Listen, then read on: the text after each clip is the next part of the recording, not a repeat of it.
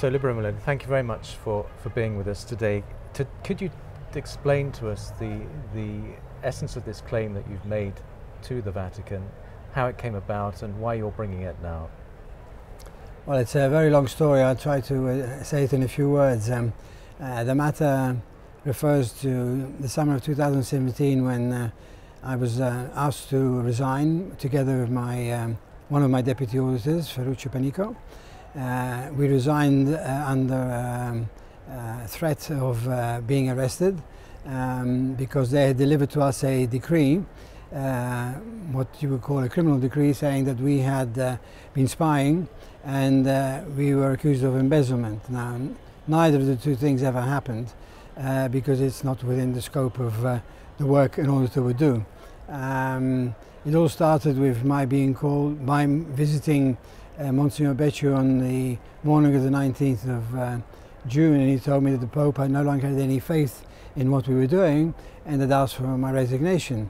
And I said, well, you know, I don't understand. Well, you were spying and you had embezzled. I said, well, can I speak to the Pope?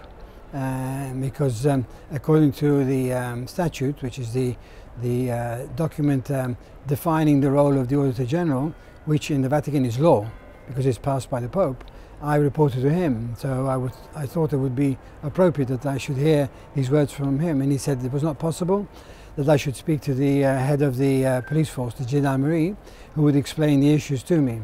But at the same time, he said, you know, you were spying on me. And I said, I was spying on you? He said, yes, you knew that I hadn't paid all my social security contributions for a very small, insignificant amount, 600 euros. I was very surprised that he made this statement because he was making a statement about something he could not know about. And I'll tell you why. In the statute, there's a provision for whistleblowing, and it foresees that anybody who has anything to say can go to the Auditor General, and it will be treated in a reserved manner, and if necessary and useful for the Auditor General, he use it. Otherwise, he will just file the information. Now, I had received in this January of 2017 from a person external to the Vatican a piece of paper which said exactly what Monsignor Becciu mentioned to me in the morning of June 17th. But you know, the reason why I said, well, how could he know something he should know? Because it was delivered to me by an external person. Nothing to do with the Vatican. And the other amazing thing is that when they raided my office in the afternoon of that day, they broke up the offices, the cabinets in my office, and they brought in the fire brigade to do that. You know, they created that really damaged the furniture. They immediately went to the folder where all these documents for the whistleblowing were kept. Right. How did they know it was there? And it was in my office, obviously, because I had to keep it according to the regulations. Yeah. But they knew exactly where to find it. So they basically claimed that these things that you were given to you from an external consultant, if I'm correct, they claimed that these were evidence of spying, whereas they were really things which weren't relevant to your work, but you were given anyway according to the statutes that you were. It was irrelevant to my work, and yes, I filed it because because the regulation said that anything I received I should file. It would have been much more damaging for me as Auditor General to destroy the documentation. Right.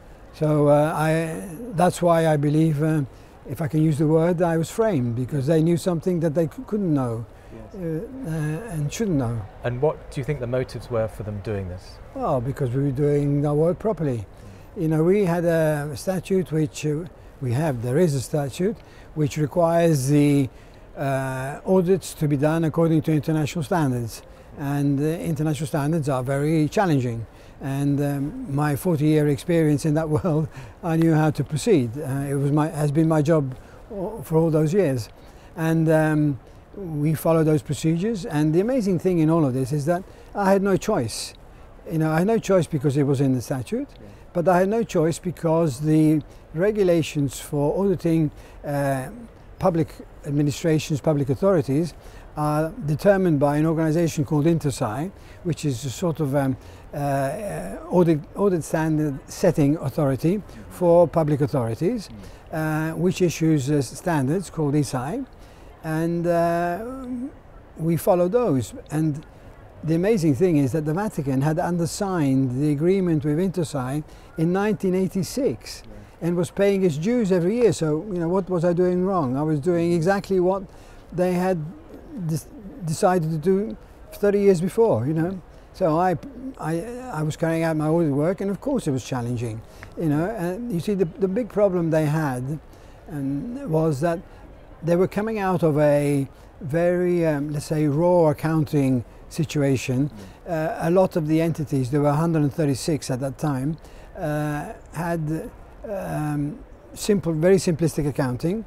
A lot had been on a cash basis, and we were now moving to accrual-based accounting, which is the standard way of doing accounting, using IPSAS accounting standards, which are the accounting standards for public authorities, which were the rules determined by the Secretariat of the Economy, which was the dicastery headed by Cardinal Pell.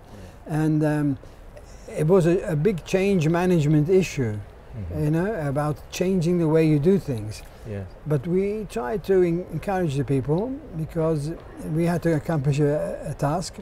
So we had meetings, and we explained how things were done. We even had training sessions to explain how things are done. But evidently, these very much more sophisticated procedures were uncovering things that somebody didn't want us to uncover. Yes. So would you say it's a sort of mixture of malfeasance and perhaps a bit of a shock about how...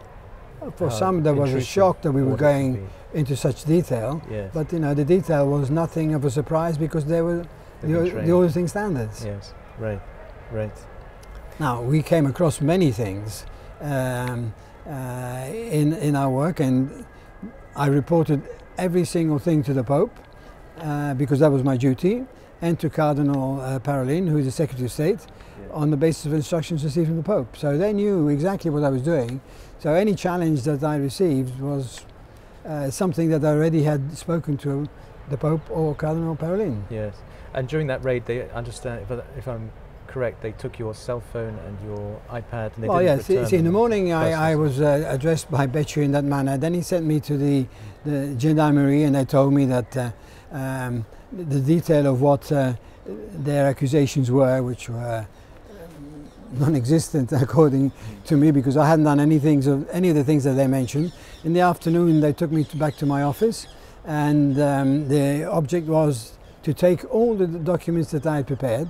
They put all the reports and documents from my office in boxes, which they took away. And during the raid, they took the documents concerning the whistleblowing I mentioned before. But at the same time, at the end of the meeting, they took away my cell phone, and my personal cell phone, and my personal iPad, in addition to the office computer and cell phones. But they had no reason to take away my personal instruments, simply because there were personal, private matters on them, but also because I had other professional information on it concerning to listed companies. I was on the board, I had been on the board of listed companies, so you know, that's very confidential information. Yes.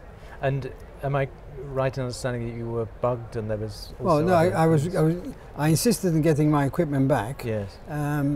It took about 10 days with the involvement of Cardinal Parolin, and the amazing thing was that the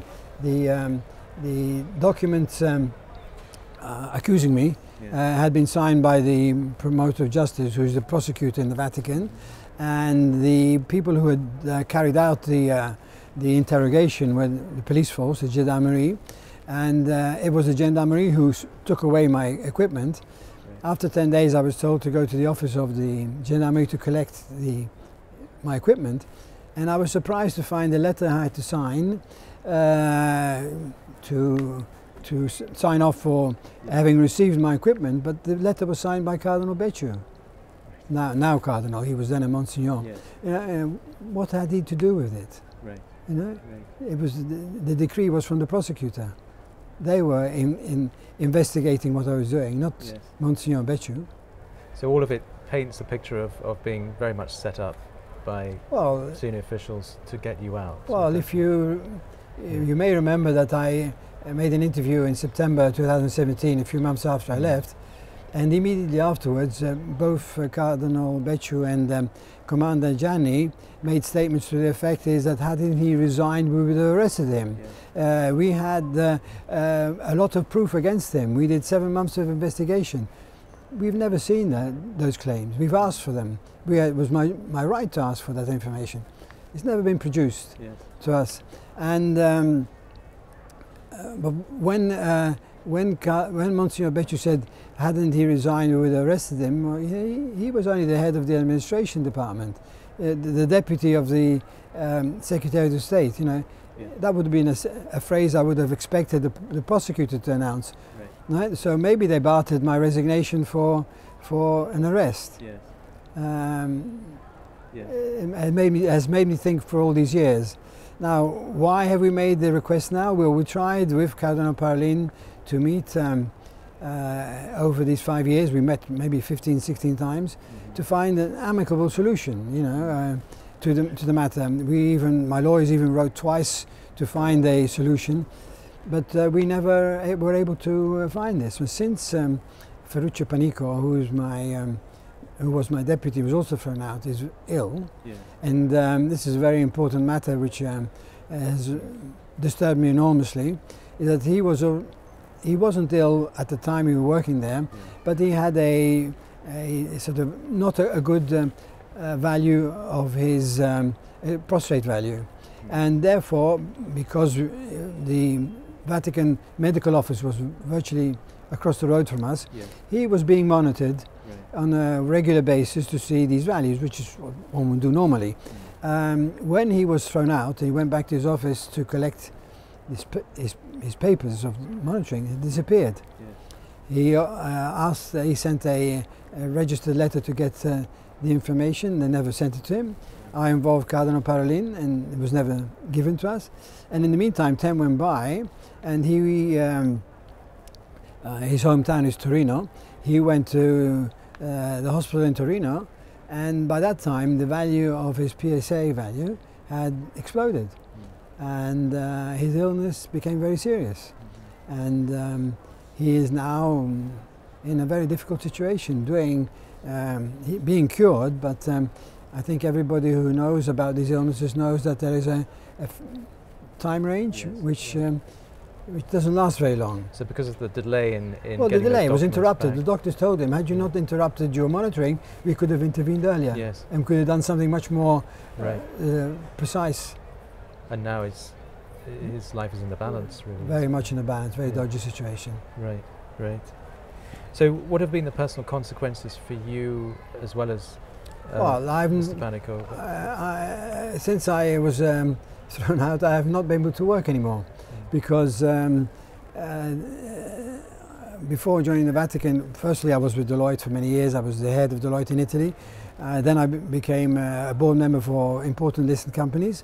The search firms say, you know, it's very difficult for us to place you because they just have to Google and they say Milone is a spy. You know, it's very embarrassing for them, and therefore they choose somebody else. So I've not worked. Even though the charges were withdrawn in 2018, but there's still that cloud.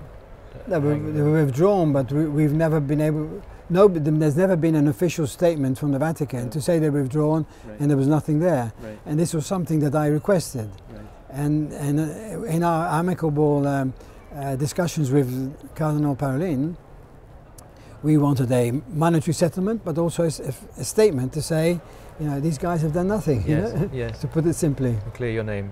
To clear the name. Yeah, it's a reputational issue. Exactly. Yes. Right. I see. And so, how do you hope this issue will be resolved? That your name will be cleared, and that you can draw a line under this. Well, we presented the claim because time is going too fast. Ferruccio's illness is accelerating too. So a solution has to be found. And anyway, after 5 years, you know, I enjoy gardening, but too much of it is too much.